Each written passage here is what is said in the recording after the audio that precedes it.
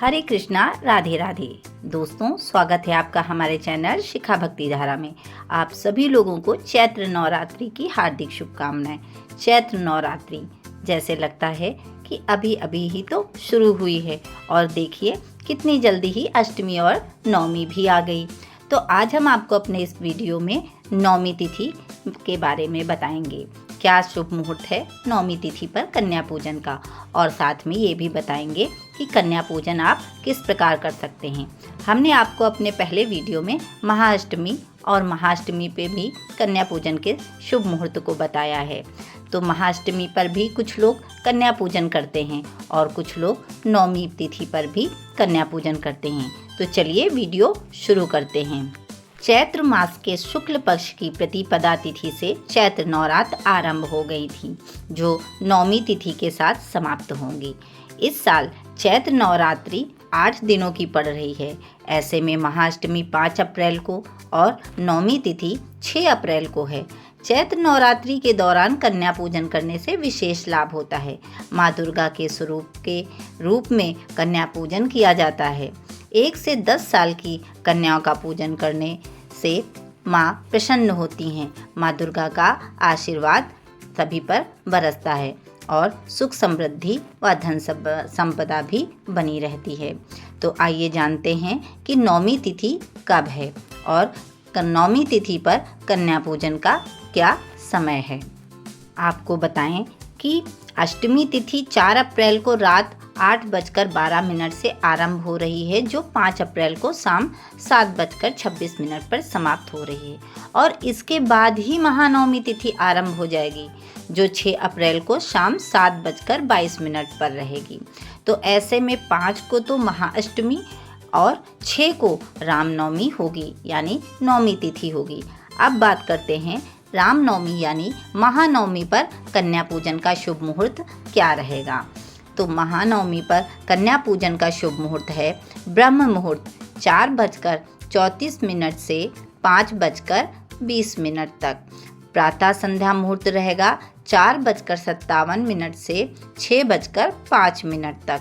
और अभिजीत मुहूर्त रहेगा दोपहर 11:58 से 12:49।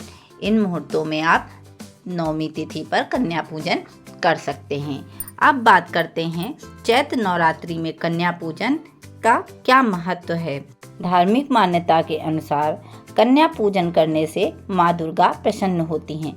कन्याओं को माँ दुर्गा का ही स्वरूप समझा जाता है और उनके प्रसन्न होने से घर परिवार में सुख समृद्धि आती है। ये पूजा सिर्फ आस्था का हिस्सा नहीं, बल्कि बेटियों के सम्मान का भी प्रतीक है। इसलिए कन्या पूजन का महत्व हमारे हिंदू धर्म में अत्यधिक है। तो अब बात करते हैं कि आप कन्या पूजन किस विधि से कर सकते हैं।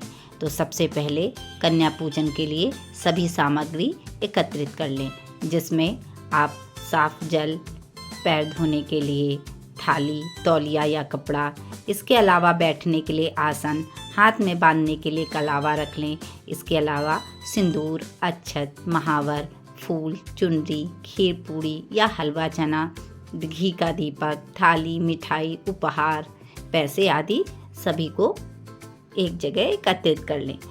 नवरात्रि के दौरान अगर आप अष्टमी तिथि को कन्या पूजन कर रहे हैं तो एक दिन पहले यानी सप्तमी तिथि को कन्याओं को निमंत्रण दे दें।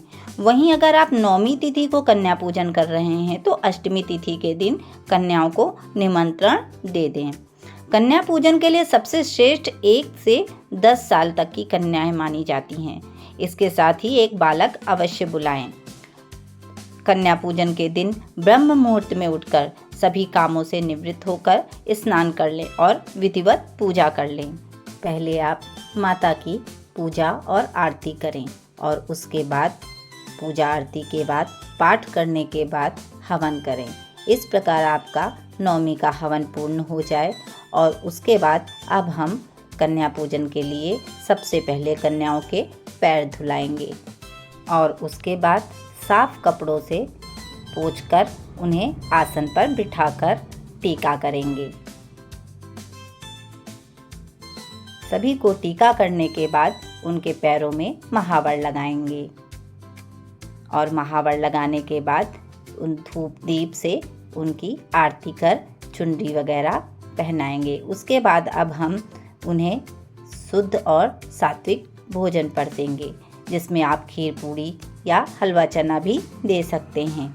और उनसे उसके बाद थोड़ा सा अक्षत और उपहार देने के बाद उनसे आंचल में अक्षत लेके उनके पैर छू लेंगे।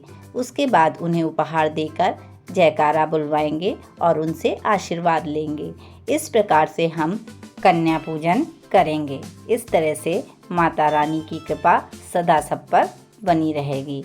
और अब आपको हम बताएं, हम आज आपको अपने अगले वीडियो में रामनवमी कब है, किस प्रकार से रामनवमी की पूजा करें और इस दिन कब पारण करें, इसी के साथ कलश विसर्जन की भी संपूर्ण विधि के बारे में जानकारी देंगे। तो इस प्रकार से वीडियो में दी गई जानकारी आपको अच्छी लगी हो, वीडियो पसंद आया हो तो वीडियो को लाइक करें, शेयर करें व सब्सक्राइब करें। राधे राधे।